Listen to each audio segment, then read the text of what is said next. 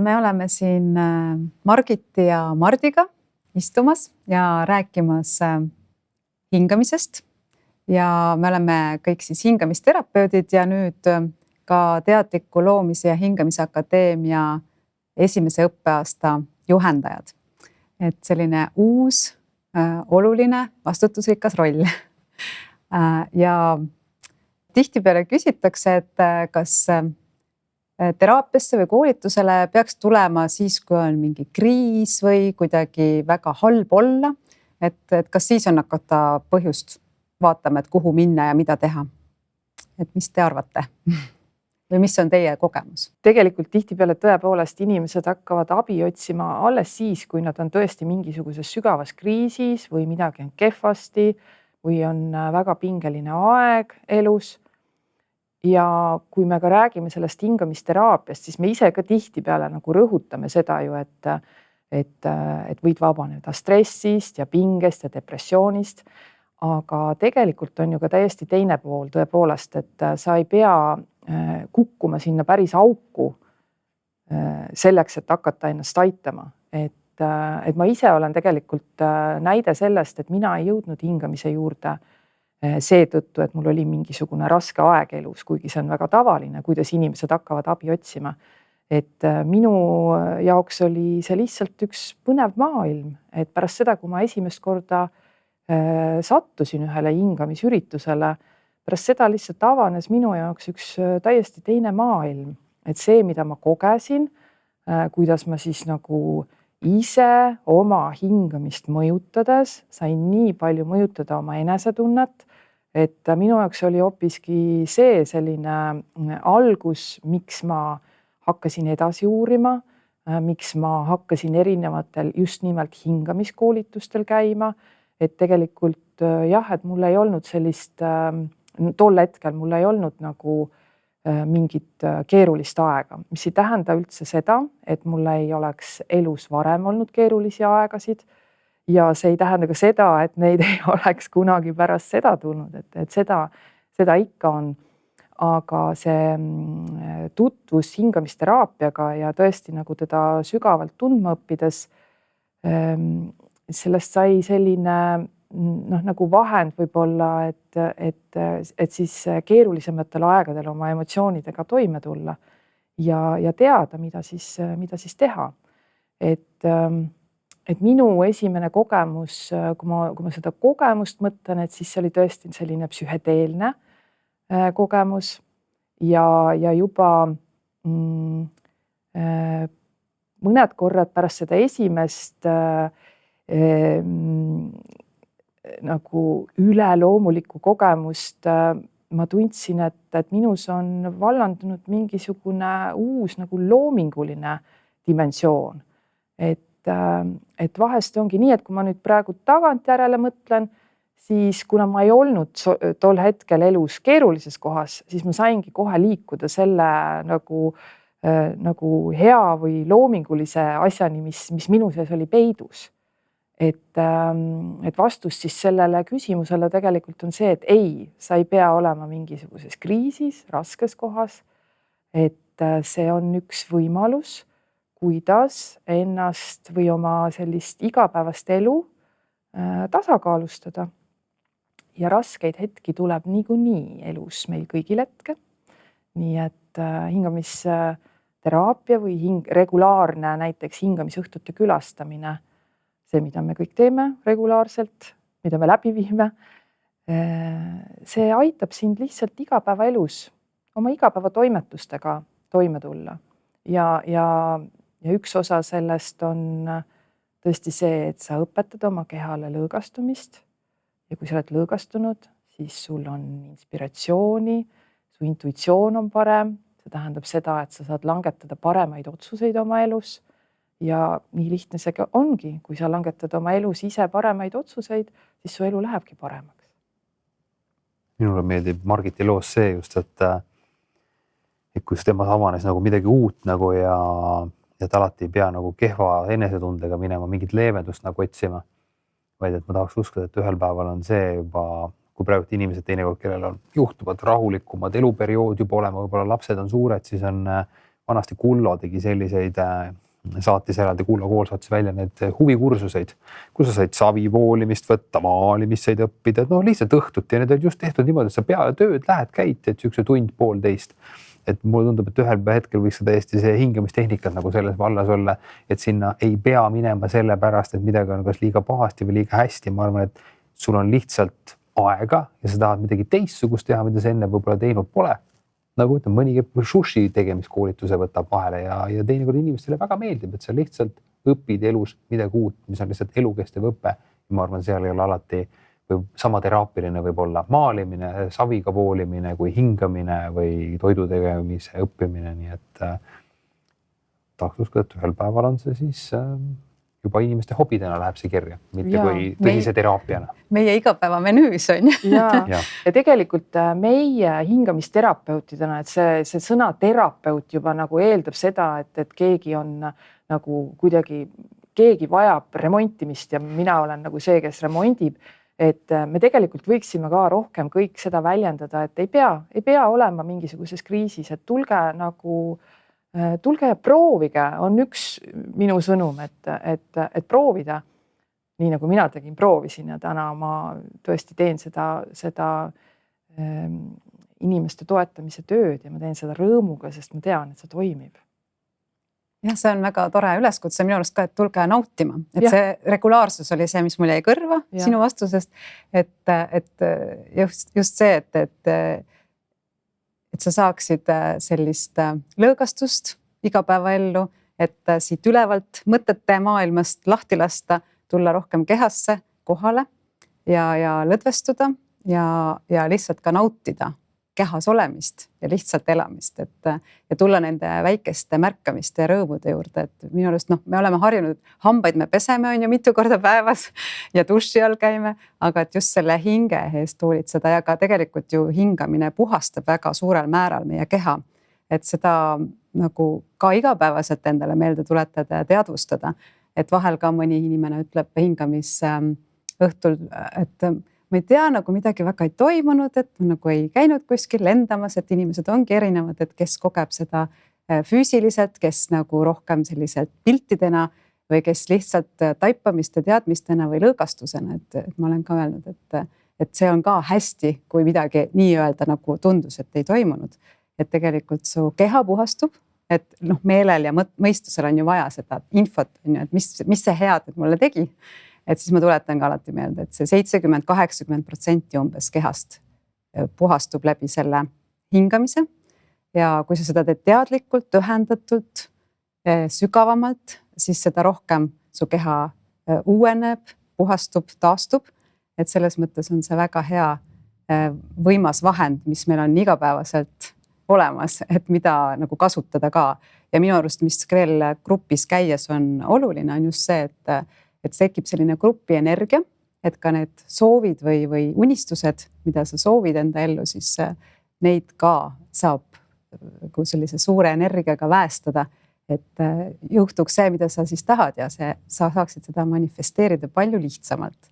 Ja selline nagu lendava vaibaga, et kõik koos minnakse, hingatakse, et tähelepanu on hingamisel. Et mul tuli see mõte ka siia kaasa teie vastustest.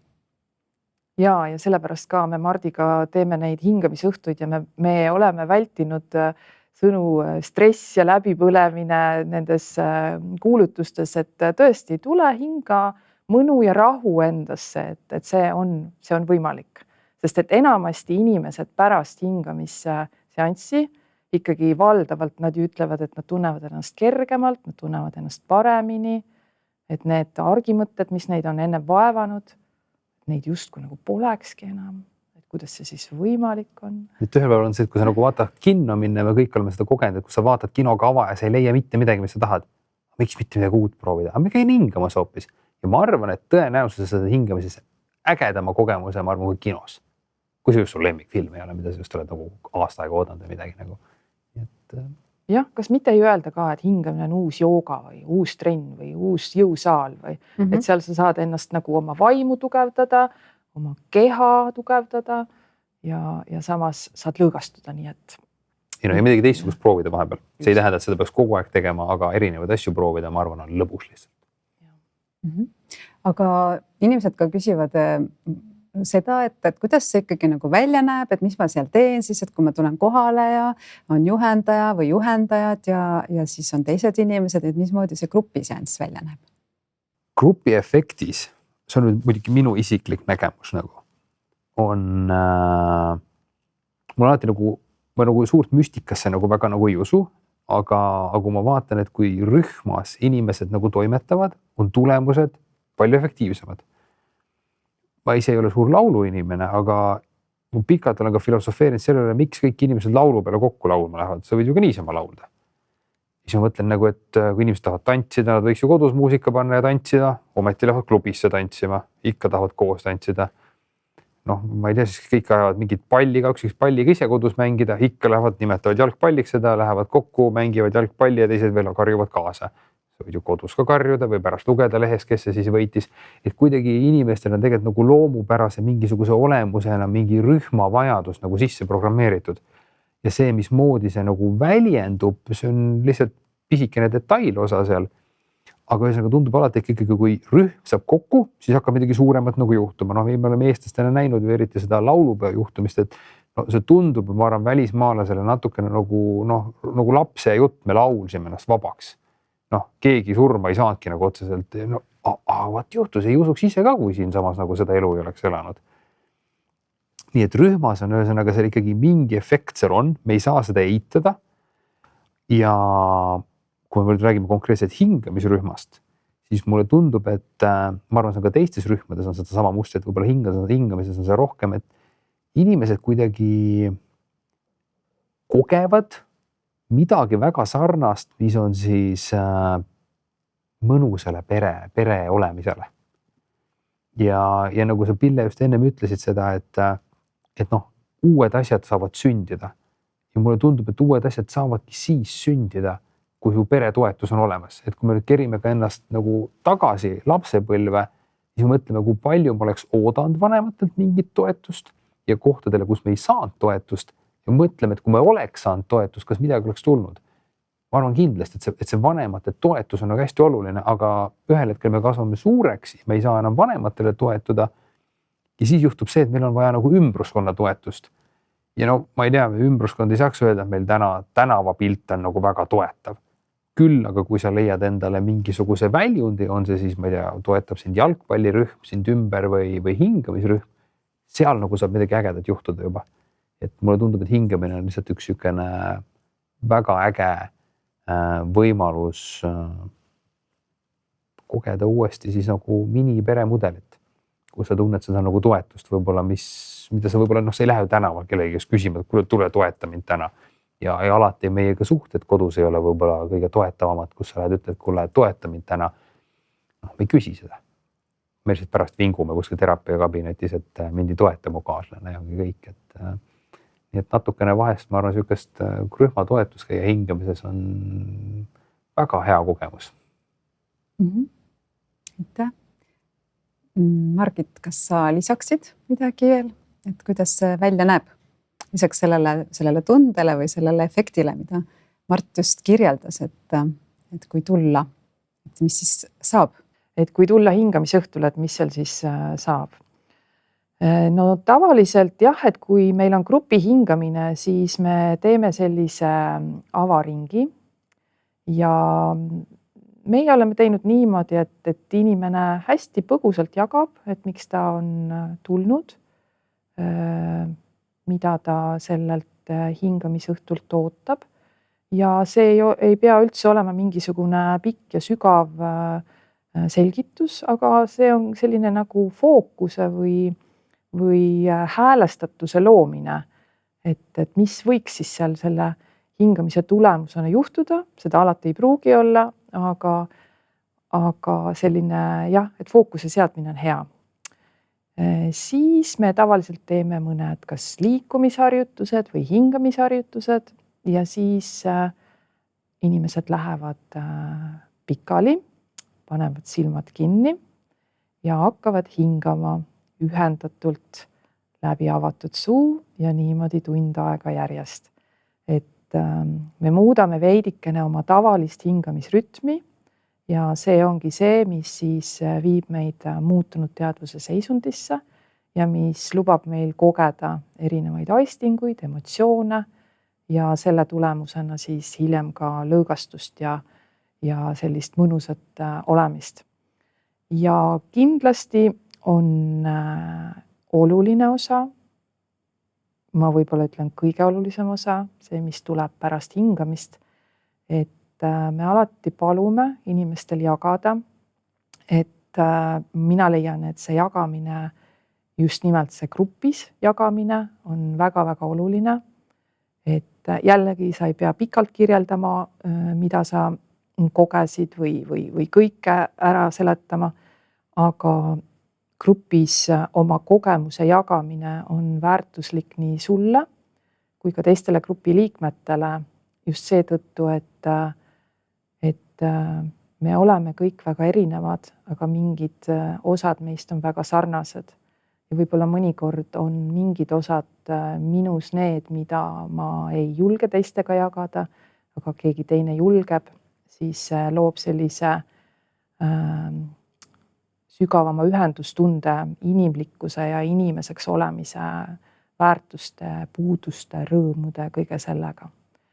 Ja meie terapeutidena, miks meile see jagamise osa on väga oluline ka, et me tahame teada, et inimene on jõudnud oma protsessis lõpetatusesse, et kui keegi kogeb grupi hingamisel ka raskemaid emotsioone, et siis ta lihtsalt ei tõuseks püsti ja ei läheks nende raskete emotsioonidega koju, vaid oluline on see protsess lõpetada, et sellepärast on ka oluline, et need grupid oleksid turvalised, väikesed, hoitud professionaalsete terapeutide poolt, et tegelikult ma väga pooldan selliseid intiimsemaid hingamisüritusi, mitte selliseid suuri kuskil festivalidel või laadapäevadel või kusagil sellises kontrollimatus olukorras, sest et see grupi dünaamika, grupi energia loob selle turvalise õhkkonna, kus igal inimesel on võimalik terveneda.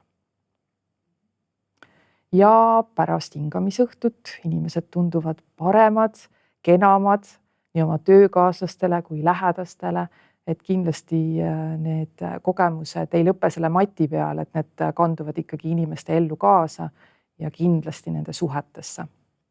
Et elu sujub palju lihtsamalt ja kergemalt. Paremini, jah. Et lähed koju ja vaatad kõigepealt, et kodus on keegi, hoopis su kaaslane on hoopis palju parem inimene või lapsed on palju tublimad, aga tegelikult sa oled ise lõõgastunud, sul on mõnus rahulik olla, et võib-olla on hoopis muutus saanud alguse sinust. Ja ma lisan, et muusika on ka see, mis toetab meid sellel hingamisõhtul. Ja et alati me valime spetsiaalse muusika, et see ei ole mingi suvaline muusika, vaid see on ikkagi spetsiaalselt valitud hingamiseks. Ta on nagu omamoodi üks selline sõiduk, mis viib sind rännakule. Et hingamine ja muusika koos, et nad mõjuvad väga hästi. Ja Teadliku loomise hingamise akadeemia hingamisõhtutel meil on erinevad juhendajad, siis ka seetõttu on need hingamisõhtud natuke erinevad, et kes teeb mõne süvitsi mineku või meditatsiooni või liikumise praktika või treeharjutusi, et vastavalt sellele, mis juhendaja siis ampluaas on nii-öelda, mis ta õppinud on, et millega seda hingamist siis eelnevalt nii-öelda, millega hingamisse minna. Ja see on väga hea, et saabki erinevaid inimesi kogeda, et igaüks leiab selle, mis talle sobib ja saab iga nädal täiesti erineva kogemuse. Niikuinii hingamine on alati erinev kogemus, aga see jah, et see muu ka seal juures. Et saab iga nädal käia puhastava hingamisduši all, seesmiselt ennast puhastada, oma rakke uuendada. See on siis nagu koolis, et kool on ühine nimetaja, aga kekaõps ja matemaatikaõpetaja on täitsa erinevad. Täpselt. Aga kool on kõik üks. Ja, et sa tõidki selle tähelepanu ka koolile, et mis asi see Teadliku loomise hingamise akadeemia on, et räägiksime äkki sellest ka lähemalt.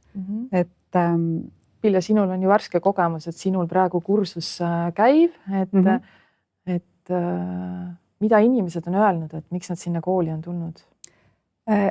Ikka selleks jah, et endast paremini aru saada, endaga sügavamat kontakti luua ja üldse elus paremini hakkama saada, et nagu sa ise ka ütlesid, et see elulainetel sõudmine ei oleks nagu selline üles ja alla väga, vaid et oleks niimoodi mõnusam, tasakaalukam, sujuvam ja nauditavam.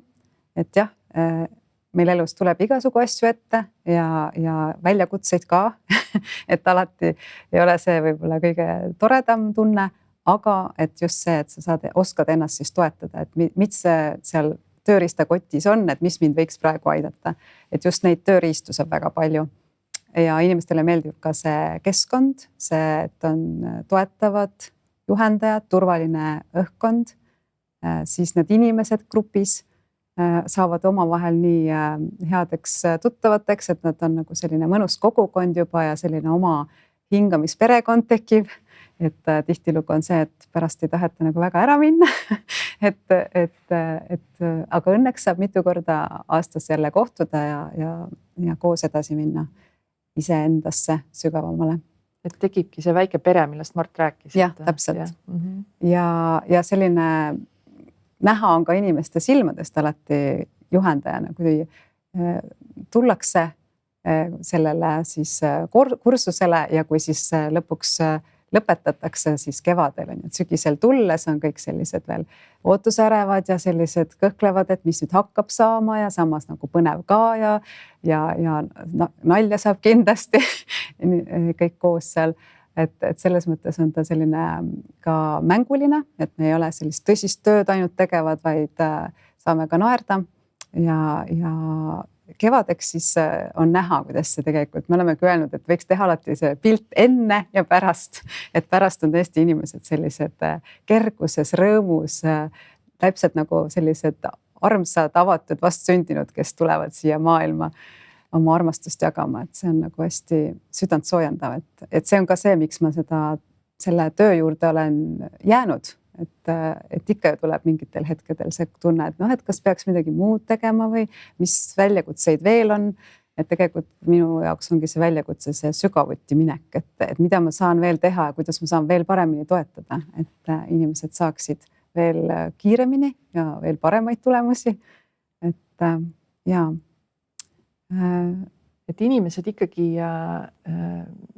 muudavad oma elu ja on nagu oma elus siis täiesti uue koha peal, kui nad on need üles-alla kohad läbi käinud, kas või selle kursuse jooksul, eks ole.